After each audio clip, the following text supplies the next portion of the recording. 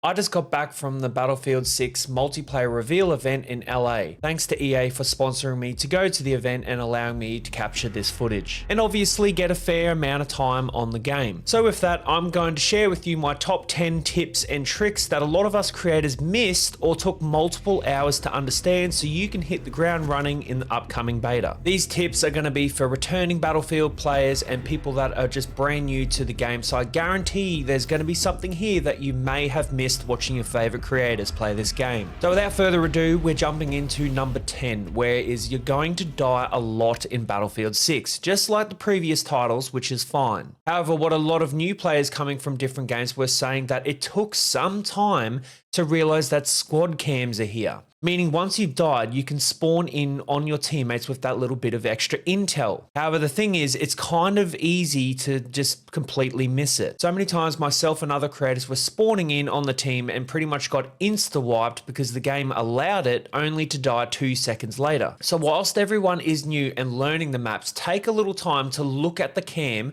which is located in the bottom hand right of the screen in the menu, and gather that little bit of extra intel so you can spawn in and be ready for the future engagements, whether that be changing your class to help your teammate or instantly going for cover. Obviously, it's just a little window. You're not going to get all the intel, but you're better off looking off that and acting off it accordingly, as some intel's better than none. Number 9 is parachuting is here, and it's so fast. A lot of us were hesitant to use the parachute because we felt like it would leave us vulnerable and essentially just get beamed out of the sky, and instead we would just do a dive roll or just take the fall damage, or most times more than not is just completely die due to fall damage. However, on the larger maps, we did see players starting to use these, and it was so fast going forward and even kind of turning mid-air. And being so fast, this would make it extremely hard to hit, especially from range. So don't be afraid to use it to get down off a ledge or close some distance to the next objective. We have the next one at number 8 coming in, which seems pretty straightforward. However, we did find a lot of players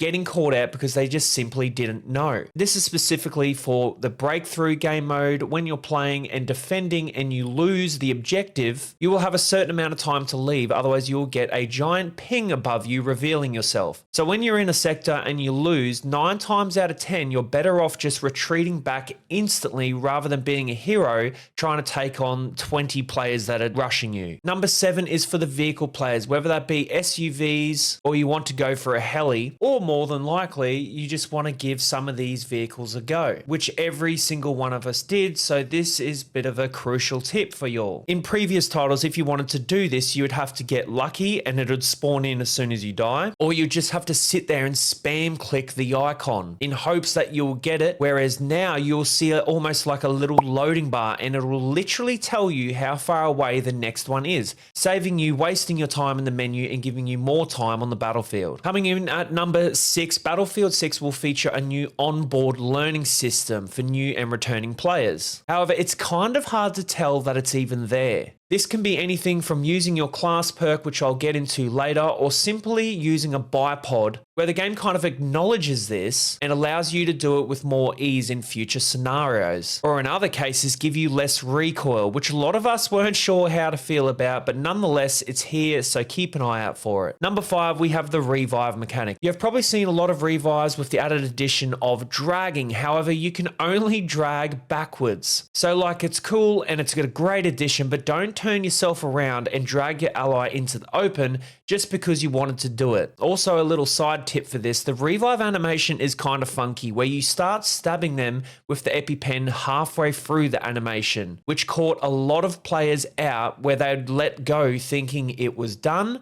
So keep an eye on the revive timer rather than the animation. Coming in at number 4, we have class perks, where you can fill up by getting kills or using your class gadgets, and then once it's filled, you will get a perk, which basically acts like a kill streak. However, the only thing is, so many of us didn't realize, unlike the onboard learning, you actually had to activate this like a kill streak for it to work. Examples are the engineer gets a way faster repair time, support pretty much makes you a walking healer and ammo giver with faster revive times, recon gets a UAV which follows you. And Assault, you get better hearing and revealing nearby enemies, which extends with more kills, making it extremely strong. So keep an eye out on the right hand of your screen and you should see the hotkey for it or whatever it is on controller, and make sure you activate this. Another bonus tip more specifically to the classes in this game. So whilst you can nearly have every weapon on every single class, you can do, and that's fine. However, you're not going to get the specific perks that might help that weapon. So let's just say you're running around as Recon and you're using an LMG. And if you look at the class specific perks here,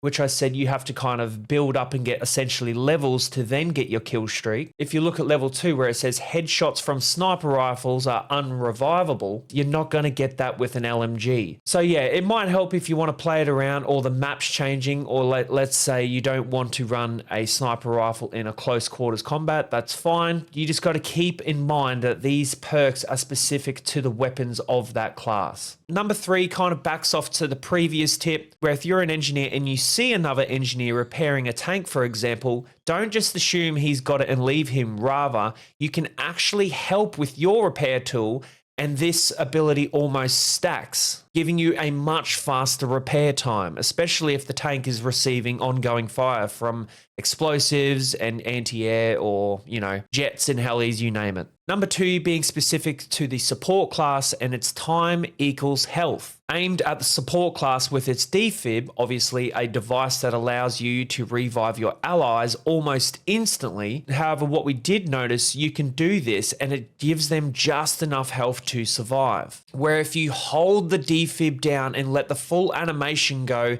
and get the full charge, they will get so much more health when you revive them. So essentially, longer defib, more health. Number 1 is the new attachment system where you get 100 points for every primary weapon. And by default, the game gives you a loadout with more points to spend. So don't just write the weapon off that is slow to reload or has too much recoil. Play with the weapon and use the remaining slots to maximize its capabilities and adhering to your playstyle, giving you the best chance on the battlefield. So for example, the higher optic scopes will cost a lot more. And if you think you've got too much visual recoil and you kind of want to dial it down a little bit, you can go to a cheaper like holographic sight, which might only cost 10 points rather than 30, and you can use that remaining 20 on something else, whether that be a suppressor, a better grip, which controls more recoil, or a longer mag, which gives you more bullets in the chamber, or a fast mag, which allows for a faster reload. Bonus tip, they have done away with the tactical sprint, so there's no more weapon pointing upwards and leaving yourself vulnerable at the cost of speed. Battlefield 6's audio is superb, however, don't be afraid to sprint around as there is a lot going on with explosions and destructions and whatnot. I'm not saying you've got to sprint everywhere, but don't be afraid to use the sprint.